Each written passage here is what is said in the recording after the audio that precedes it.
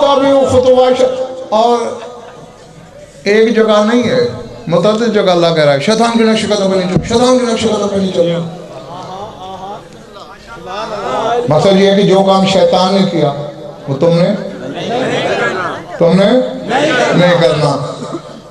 چلو میں تمہاری مشکل آسان کر دیتا ہوں، ایک جملے میں بات سمجھ لیتا ہوں۔ میں نے تحقیق کی، سمجھیں شاہ جی شیطان نے زندگی میں کام ہی دو کیے ہیں، اب یہ میرا مجمع فیصلہ کرے اللہ کس سے روک رہا ہوگا۔ یا شیطان نے نمازیں پڑھی ہیں،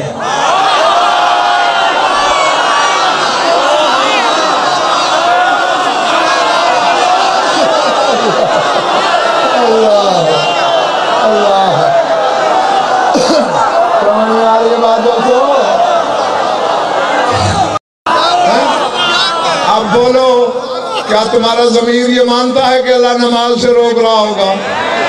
نہیں؟ تو پھر دوسرے یہ ایک ہی بات ہے جو اس نے کی ہے، یا اس نامراد نے نمازیں پڑھی یا اللہ کے نائب کو جھکنے سے انکار کیا۔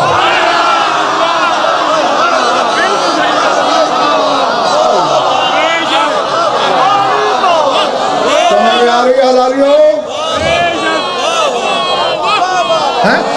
تو معلوم ہو گیا یہ تو تخلیق آدم کے وقت فیصلہ ہو گیا تھا کہ شیطان کے عمل میں کمی نہیں ہے غدیری۔ کوئی مائی کلال اس کا عشر عشیر عمل کر کے دکھائے، میں بیعت کروں 6,000 سال میں 2 رکعت پڑھی اس نے، 6,000 سال میں 2 رکعت اور 6 لاکھ سال عبادت کی۔ نمازیں تو شیطان نے آج بھی نہیں چھوڑی، آج بھی پڑھتا ہے۔ پتہ نہیں بیٹھے ہو کے چلے گئے ہو تم۔ ہاں، یا اللہ کے نائب کو، اور اتنے سے نائب کو، چھوٹے سے نائب کو جو زمین پر نائب ہے، عالمین پر نہیں۔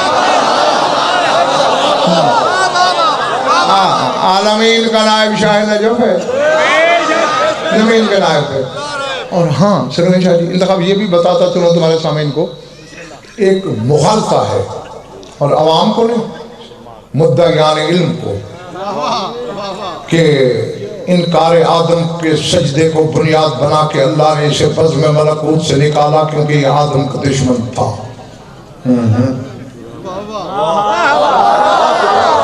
میں مرض سے کہہ رہا ہوں، قرآن کی ضمانت سے کہہ رہا ہوں۔ یہ ٹھیک ہے کہ ظاہر میں بات یہی بنی انکار آدم، لیکن باعث یہ نہیں۔ اب دیکھو بچے بھی، مطلب بیٹے تم بتاؤ، ایک بندے سے میں کہوں، یعنی ایک بندے نے کوئی حرکت کی، میں کہوں نکل مجلس سے باہر، اور دوسرے نے وہی حرکت کی، اسے میں نے کہا کیوں کر رہے ہو ایسا؟ کیا بات سمجھ میں نہیں آتی؟ اس دوسرے کو میں ابھی نکالنا نہیں چاہتا، ٹھیک ہے نا؟ پہلے بڑی بات یہ ابھی نہیں سمجھ آئی گئی، ایک کو تو پہلے نکال دیا اور دوسرے نے کہا تم ایسا کیوں کر رہا ہے؟ اس مطلب ہے اسے ابھی نکالنا نہیں چاہتا، تم بھی کر رہا ہو۔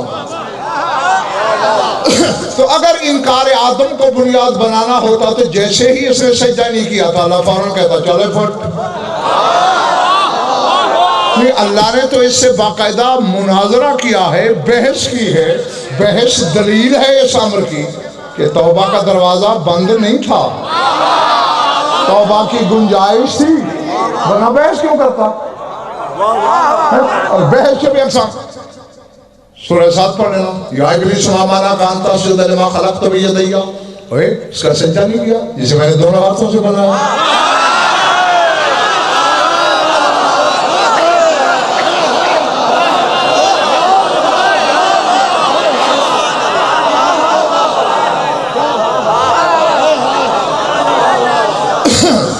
سورہ آراف پڑھ لینا، ہاں دوسری طرح بھی کہہ رہے فسجد الا ابلیس فلم یکن من الساجدین قال ما منعک الا تسجد اذ امرتک،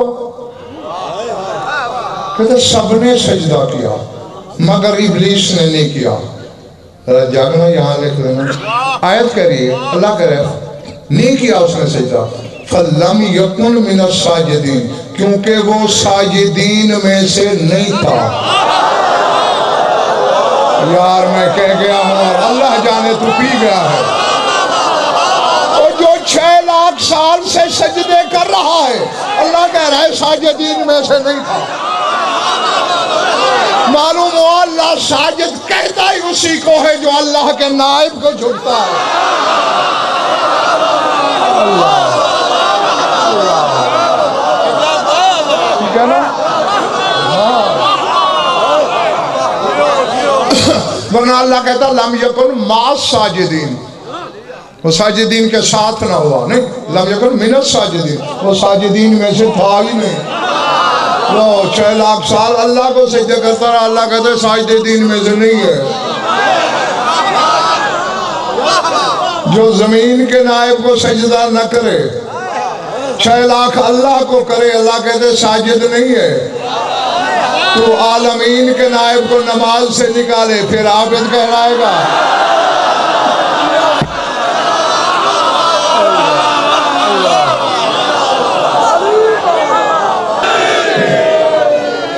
چلو میں تو خدا کی قسم تیری خیر خواہی کر رہا تھا. ہاں میں منبر پہ جب بیٹھتا ہوں میری سوچ اور ہوتی ہے.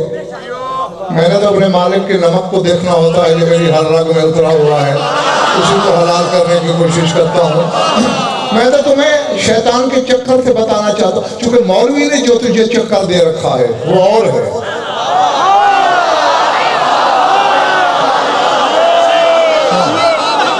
سمجھ میں آئی بات نہیں؟ میں تجھے دونوں کے چکر سے باہر نکالنا چاہتا ہوں. یہ ٹھیک ہے شیطان گناہ کرواتا ہے مگر اتنا گرا پڑا بھی نہیں ہے جتنا مولوی نے سمجھ لیا ہے.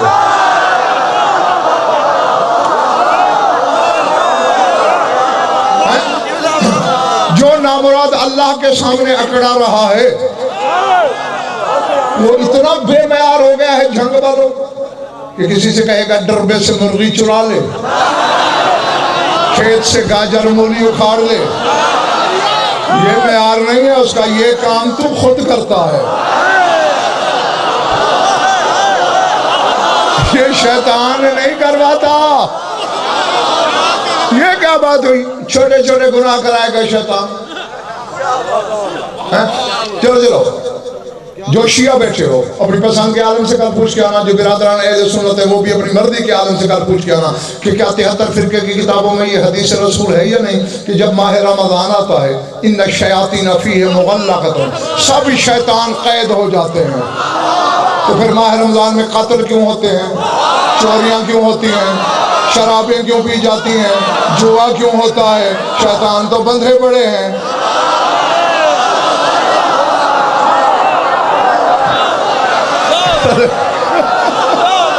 اللہ ہاں اپنے کارنامے شیطان کے سر نہ لگا.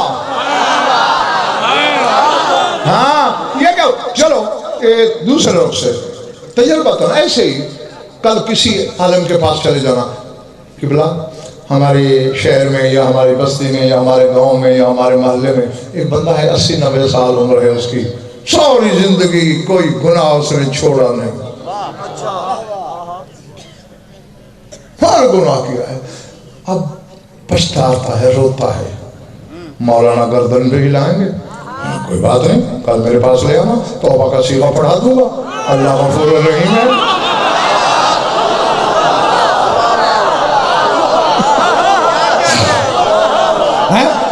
اور مولانا پھر حدیث رسول بھی پڑھیں گے کہ حسنین کا نامہ فرماتے ہیں التائب کمن لا ذنب لہ، جس نے توبہ کر لی سمجھے میں نے گناہ کیا ہی نہیں.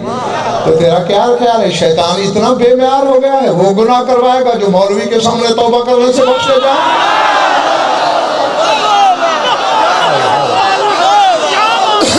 نہیں جنگ والا، شیطان وہ گناہ کرواتا ہے کہ 1.25 لاکھ نبی سفارش کریں پھر بھی نہ بخشا جائے.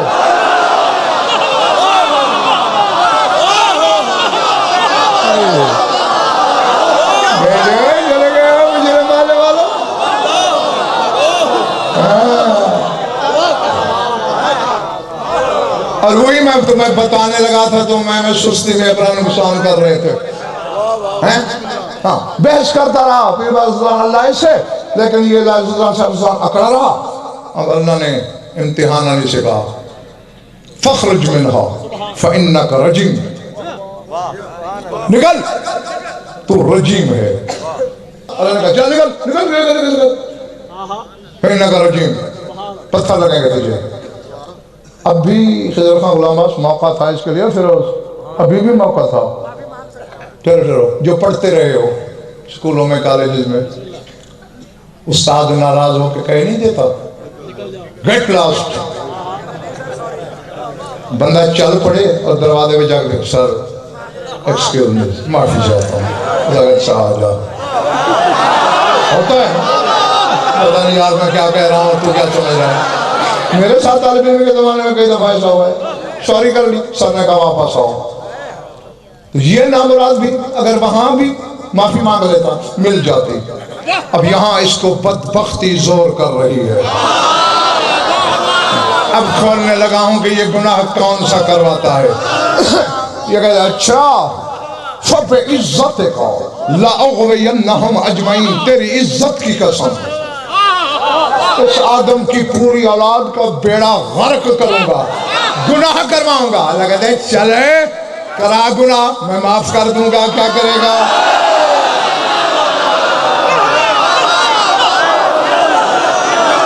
اللہ اللہ اللہ. اور پچھلے محلے والوں کرا گناہ میں معاف کر دوں گا، میں غفور الرحیم ہوں. چوس لے پھیکے گندے. کہتے ہیں مجھ سے پوچھا بھی ہے کہ کیا گناہ کرواؤں گا.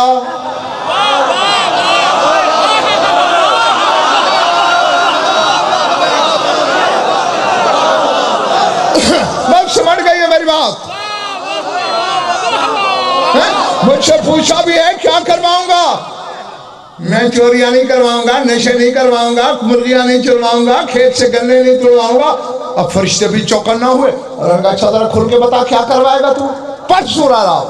کہتے ہیں تیری عزت کی قسم لَأَقْعُدَنَّ لَهُمْ صِرَاطَكَ الْمُسْتَقِيمِ، اس راستے پہ بیٹھ جاؤں گا جو صراط مستقیم کی طرف جاتا ہے، کسی کو جانے نہیں دوں گا.